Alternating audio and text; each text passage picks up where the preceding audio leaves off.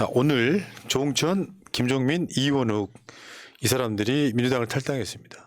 다른 걸 떠나서 이 사람들이 공천 가능성이 높았으면 탈당했을까요? 그냥 그렇게 물어보면 어깨 노골적으로 우리가. 그러니까 이 공천 이거 확실해. 그리고 요즘 대한민국의 분위기가 윤석열한테 너무 안 좋아서 나는 여기에 공천만 받으면 당선될 수 있어. 라는 상황이었다면 이분들이 탈당을 했을까요? 그러니까 탈당한 사람들의 공통점은 그거죠. 자기 지역구가 갑자기 험지로 변했다. 어디 안 가도 내 지역구가 험지야. 근데 오늘 저 윤영찬은 이거 현근택 저 변호사 관련이 있는 얘기가 될지 모르겠지만 이제 탈당을 안 해서 이제 원천민이 나갔고요. 저는 그 점에서 제일 실망했습니다. 왜? 원천민 말맛이 안 살잖아요. 그러니까 영원천민 얼마나 좋아. 그래 윤영찬만 남게 됐는데 윤영찬 SNS 한번 보겠습니다. 읽어야 되나요? 왜 읽어야 되는 게 뭐냐면 이거 자체가 내가 보기엔 엄청난 막말이 들어있기 때문에 그래. 한번 봐봐. 저는 오늘 민주당에 남기로 했습니다.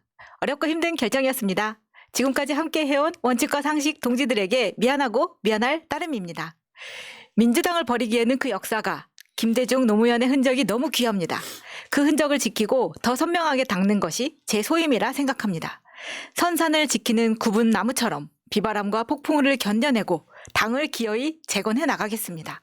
그래서 누구나 다시 합쳐질 수 있는 원칙과 상식의 광장으로 만들려 합니다. 신당의 가치와 염원에 대해 동의합니다. 그분들 또한 대한민국 정치를 걱정하고 바꾸려는 분들입니다. 성공하시길 바랍니다. 이분들에게 누구도 돌덩이를 던질 자격은 없다고 봅니다.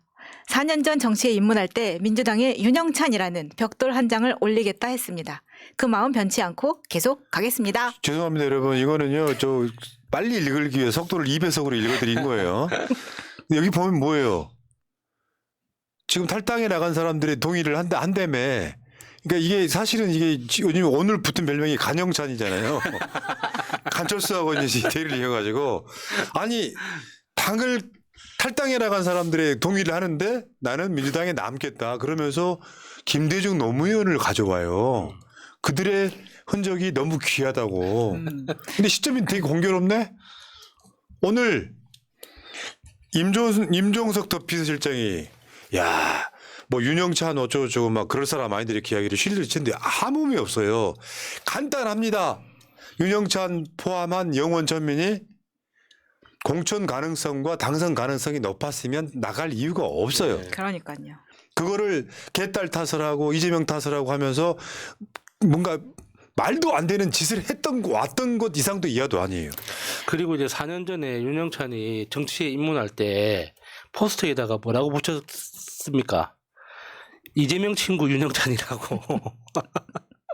이재명을 팔아서 정치에 입문해놓고 이제 와서 이재명을 이렇게 공격을 하는 사람이 됐잖아요. 아니 근데 너무 투명하지 않아요? 현근택 논란이 터졌어. 사실은 오늘로 끝날 논란이야. 네. 국민적 정서라는 게 있잖아. 실수인 건 맞다. 사실이라면 그렇다고 해도 저걸로 주저앉히는 건 좀 너무하다 정도의 사건이에요. 그런데 이 사건이 터지니까 갑자기 오늘 4명 그 탈당하는 거에 나와야 될 자리에 안 나오면서 급히 전화를 돌렸을 거 아니야. 나 남을래 이렇게 된 거잖아. 그러면 나머지 3명은 윤영찬을 어떻게 생각할까요? 와 진짜 이 양아치. 이런 걸 기회주의자라고 하는 겁니다. 아니 분명히 여러 번 나와서 이야기하지 않았습니까? 당이 변하지 않으면 탈당하겠다. 우리는 새로운 길을 모색하겠다. 당이 변하지 않았는데 남았다는 이야기는 뭐예요? 윤영찬 머릿속에는 공천밖에 없었다는 걸 다시 한번 보여주는 겁니다. 그러니까 이 4명이 무슨 언론 인터뷰할 때마다 강조하는 거였잖아요. 내가 공천 때문에 이러는 것 같아요? 공천은 저한테 하나도 중요하지 않습니다. 이렇게 이야기를 했잖아요. 근데 결국은 뭡니까? 공천 말고는 중요한 게 없다는 거 아닙니까, 결국엔. 아이고. 지금 이석현과 원천민이 이제 탈당을 했죠, 여기까지. 근데 중요한 건 이낙연 아직 탈당하지 않았습니다. 윤영찬 탈당하지 않았습니다.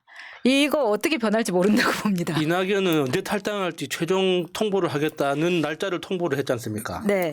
그런 거겠죠. 만약에 예를 들어서 민주당에서 현근택 변호사에 대해서 이제 경고 정도로 끝내면 또 반발을 할 거야. 또 친명 정당이라고 또 나가는 말을 할 것 같아요. 사람은 이런 거거든요. 그 중에 4명 중에 내가 들은 말에 의하면 영원천민 중에 그 중에 제일 조홍천이 아싸라대. 조홍천은 불실만 할 수도 있다고 하더만요. 한번 쉬어갈 수도 있는 거지. 넘어진 김에 한숨 자고 갈 수도 있는 건데 사실 그러면 지금 일단 원천민이 나갔어. 원천민이. 그러면 이원욱, 진석범 사실 이런 사람들은 지금 손 안 대고 코 풀고 있는 거야. 그렇잖아. 그렇죠. 그다음에 저 김종민 지역구 황명선 네. 좋겠다. 그리고 조홍천 나갔잖아. 최민희 네. 좋겠다. 특히 이게 진석범 위원장은 진짜 이원욱한테 고마워해야 됩니다. 그러니까 이원욱이 지금 진석범 선거운동을 해주고 있는 거거든요. 이원욱이 반명으로 더 강하게 이재명을 비난하면 비난할수록 그냥 진석범은 앉아서 그냥 비보는 거예요. 근데 그 황명선이나 그 최민희 의원 같은 경우는 스스로 이렇게 해놓은 게 고생해서 이렇게 해놓은 게 엄청 많은 분들이니까 다르죠 조금은. 자, 그리고 그 다음 이야기 한번 해보면 지금 어쨌건 암살 미수 사건으로 지금 이재명 대표한테 최후 통첩하고 지금 나갔어요. 우리가 이제 그런 얘기 하죠. 이거 사람도 아니다. 아니, 왜냐면 정치라는 게 현역 국회의원만이 중요해요. 왜 민주당의 구성원들, 당원들이 그 사람들을 비판을 했겠어요? 윤석열과 싸우지 않고 당대표랑 싸우면서 계속 내부 총질을 해왔던 거잖아요. 심지어 이 당대표를 2번씩이나 체포 동의안 표결해서 사실은 검찰 아가리에 넣어준 거 아닙니까? 하나는 부결됐다고는 해도 그 한 40명 정도 되는 민주당의 그 기회주의자들이 이재명 대표가 체포 동의안 가결됐을 때 뭐라 그랬습니까? 기회를 준 거다. 이재명이 죄 없음을. 그러니까 뭐 자기들 논리에 의하면 이재명 대표 영장 기각됐잖아요. 기각됐으면 그 후로 사과하고 윤석열 정권의 무도함을 이야기해야 되잖아요. 이게 기각되고 나니까 이제 당원들, 소위 강성 당원이라고 불리는 사람들을 끊임없이 프레임화 해가지고 5, 60대 아저씨들까지도 개딸로 프레임화 해가지고 개딸이 장악한 민주당이라는 사실상 거짓 선동을 했던 거 아니에요. 그러니까 당원들은 반발할 수밖에 없잖아. 그런데 결국에는 나 이 사람들이 나중에는 이재명이 당대표가 있으므로 민주당 지지율이 안 올랐기 때문에 이것도 거짓말. 역대급으로 높은 거예요. ARS 기준으로 따지면요. 민주당 역사상 이렇게 높은 적도 없었어요. 이재명 대표가 있으므로 윤석열 못하는데 총선 질 것 같으니까 당신 당대표에서 내려와. 그리고 비대위원장 세우거나 공동선대위원장 만들자는 택도 없는 주장을 하는데 이재명 대표가 자리를 지키고 싶어서 그 자리에 안 물러나는 게 아니에요. 이재명 대표가 아까 그 테러 사건 때문에 시해가 되거나 그 자리 잃게 되잖아요. 민주당 적극 지지층들 투표율 떨어집니다. 네. 이재명 대표가 그 자리 지키려고 그 자리 지키는 게 아니에요. 이재명 대표 임기가 올해 8월 달까지예요. 근데 이재명 대표 이 총선은 이재명 본인의 문제가 아니라 민주당의 총선과 대선과 연관이 있어요. 칼 맞으면서까지 그 자리를 지키려고 하는 이유가 권력욕이 아니라고요.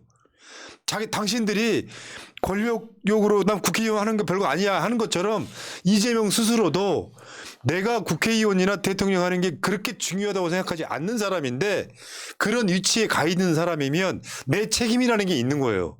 나 꼬라지 난다. 칼 맞고 선거운동 못하겠다.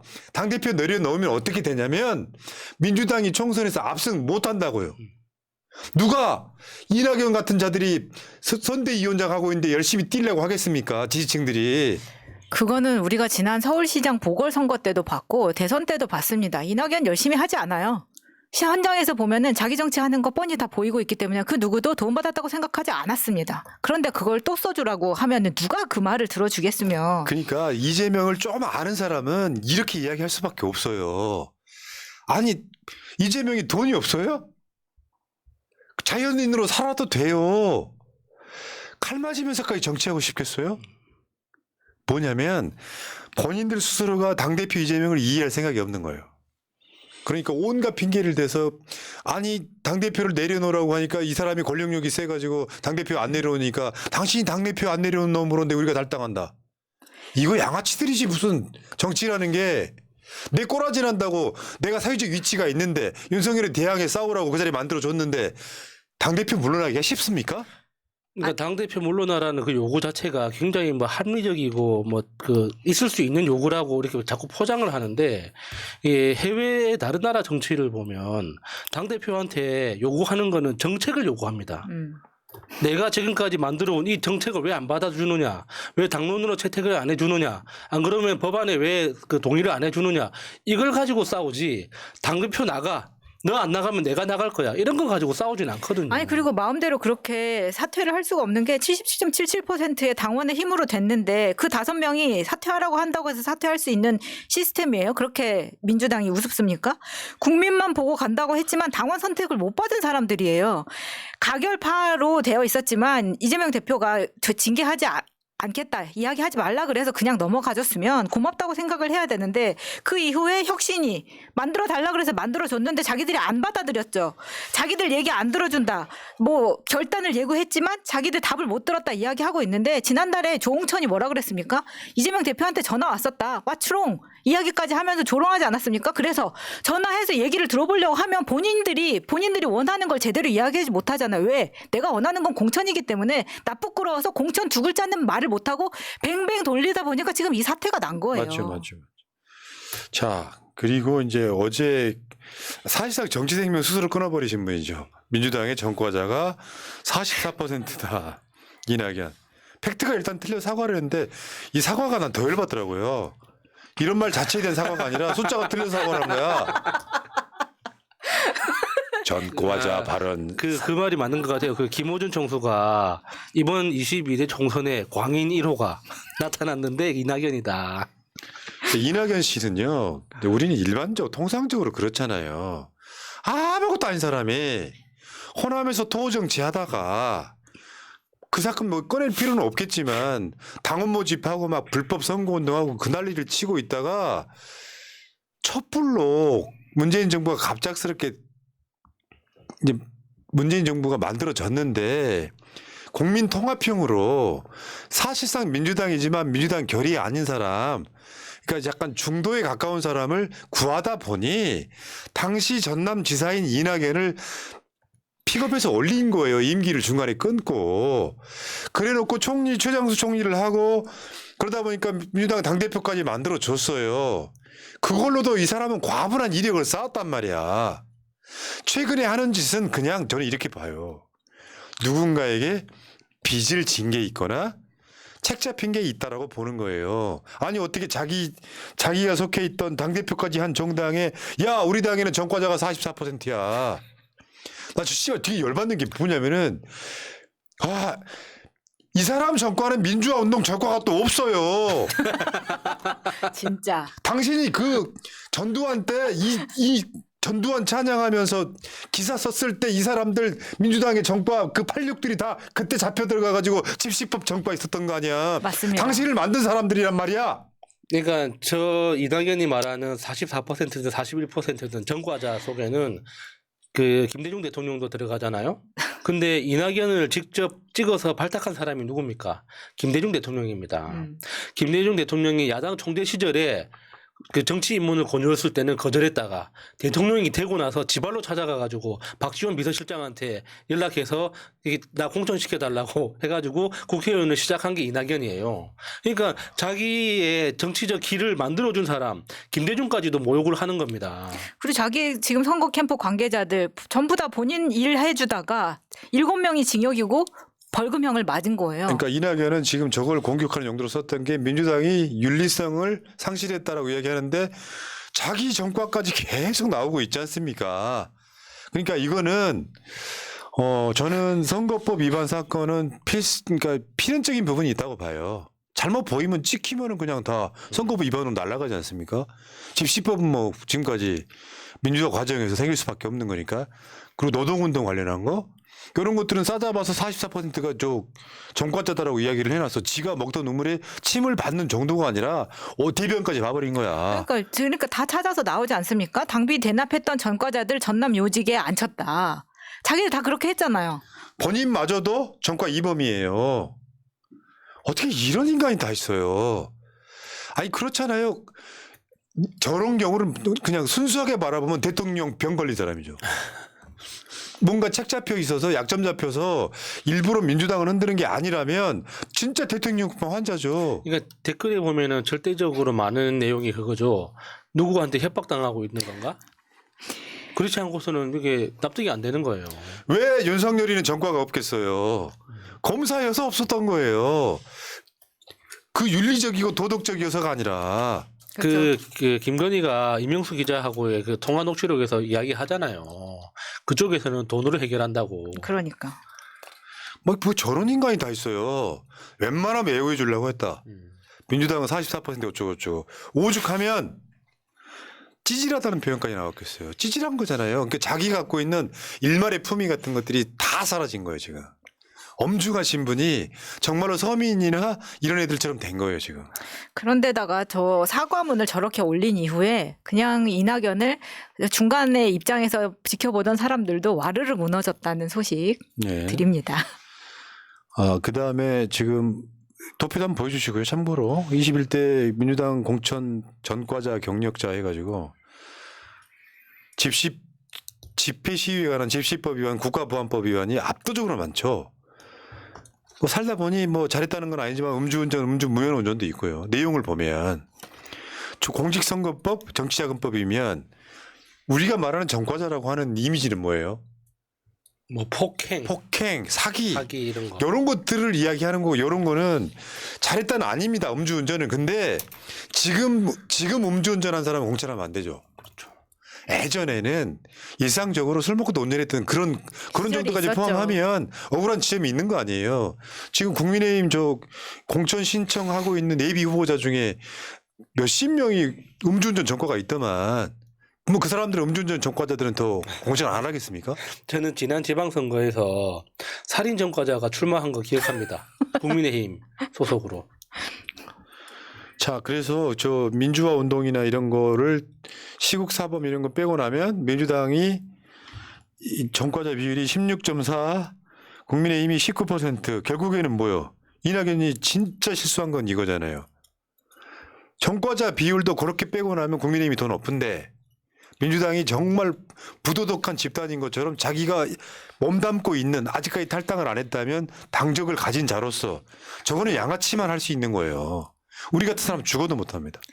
그러니까 이낙연의 사과문에서 보면 자기가 자존심 상했던 부분은 내가 숫자를 틀렸다는 부분인 것 같거든요. 44%가 아니라 41%였는데 그런 부분에 있어서 일단 본인이 팩트체크를 못한 것에 대한 근데 지금 나이로 보나 뭘로 보나 지금 이런 상황을 팩트체크할 수 없는 사람이라는 것도 이번에 보여줬기 때문에 저는 진짜 궁금한 게 이분들 다 모여가지고 뭐 텔레그램이나 단톡방에서 이야기는 할 수 있는 수준인가? 비서들이 없으면은 이 의견 교환이 가능한 수준인가? 저는 이런 것도 궁금하거든요.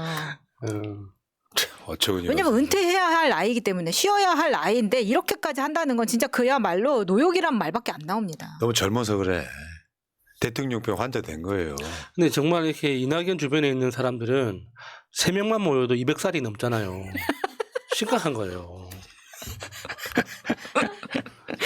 그 어떡할 겁니까? 노인 비하하지 마. 그게 심각한 거라고요. 그러니까 이 나이가 들수록 젊은 사람들하고 어울리는 노력을 해야지. 왜 자기들끼리만 어울리냐고.